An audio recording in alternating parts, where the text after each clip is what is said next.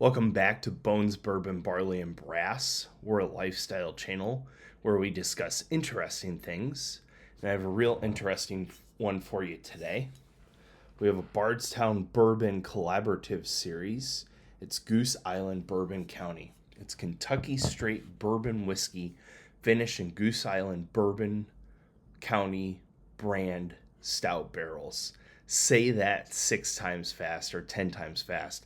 Before we dive into it, we'd like to thank our sponsors, Toro Land and Ranch Company, www.torolandranch.com. They're an e-commerce platform with vacant land, livestock, working dogs, and soon-to-be apparel and goods. www.torolandranch.com. So this one, it's an interesting one to say the least. Stumbled upon this at a tour on the Bourbon Trail at Bardstown Distillery outside of Bardstown, Kentucky. The ownership group is the Pritzkers out of Illinois, so Governor Pritzker, if you will. They have a number of bourbons, and they do a number of interesting things with their casks and their cooperage. They don't have a cooperage, but they have a partnership with a cooperage. Those sorts of things. Anyways, happen to try this. This is one of the best, most complex bourbons I've ever had. It's not for everyone, but let me tell you a little more about it.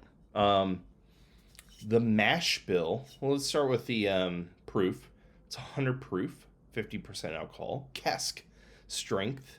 The mash bill is 56% blend of Kentucky bourbon, aged 7 years. The mash bill's 53% corn, 24% rye, 21% malted barley.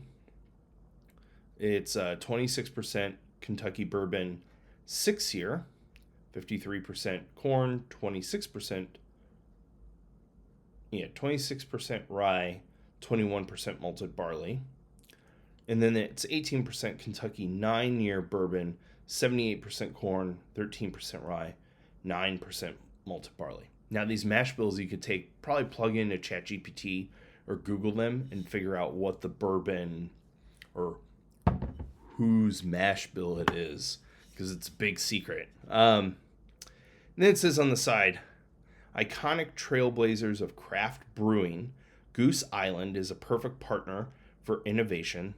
This bespoke blend of 6 and 7 year Kentucky bourbon has been aged an additional 12 months in Bourbon County Stout brand barrels, then married with a beautiful 9-year Kentucky bourbon, creating an expression bursting with chocolate malt and dried cherry. And then it says on their site, tasting notes, dark chocolate, honey, toasted almond, and vanilla cream create an enveloping, decadent aroma. On the palate, roasted malt, cacao, and allspice lead to a lasting balance of exquisite flavor. Well, shit, that's how I like my bourbon. And then it got an award in 2024 at San Francisco World Spirits. It's gold. And on their website, it's sold out. Retail on this is $1.50 a bottle. It's not the cheapest, but let's go ahead and do a pour. I mean, you can see from the coloring, it's a nice hearty amber color.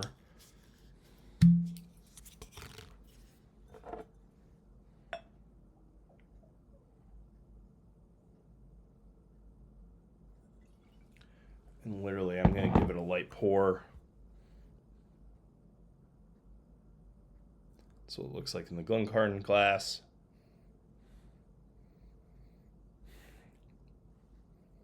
I can smell the dark chocolate. I can smell the vanilla cream. Yeah, I would call that decadent aroma, almost like a dessert bourbon. Let's give it a taste.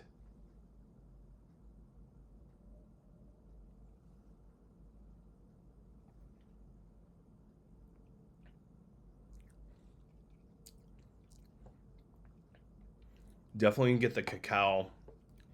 Definitely get that, like almost a coffee note. A little bit of a coffee note.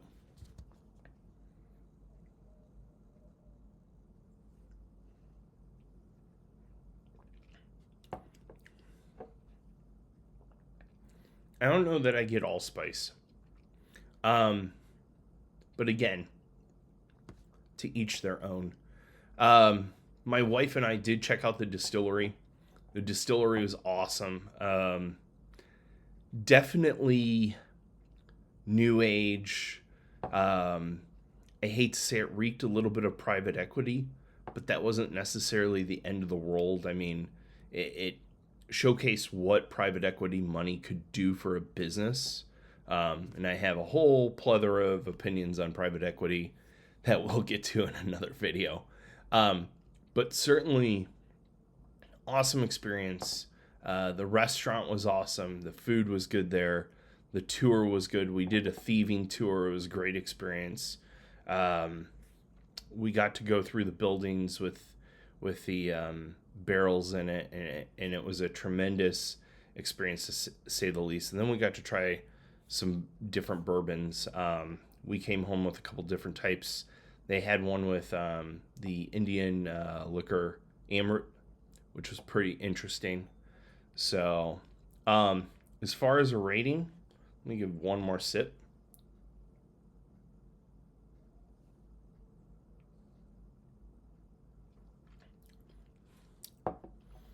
I'm going to give this a 96 plus asterisk for the experienced bourbon drinker. This isn't for everyone. There's a lot of people that will be like, wow, that's interesting, but it's way too complex for my palate. There will be a lot of people that are like, price point isn't for me. I like to go no more than $80 a bottle. This is nearly double that, so I completely understand.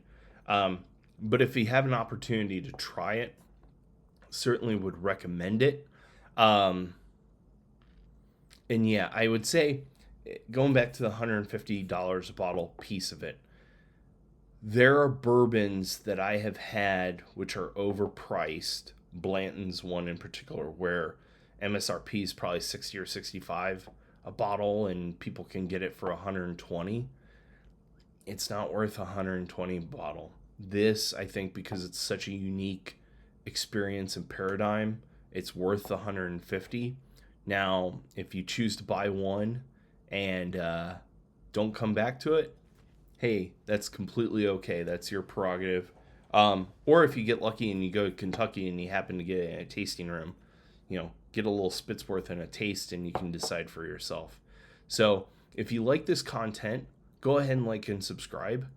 Comment down below, impart us with your wisdom. We'd love to hear from you and understand what sort of bourbons you'd like to try.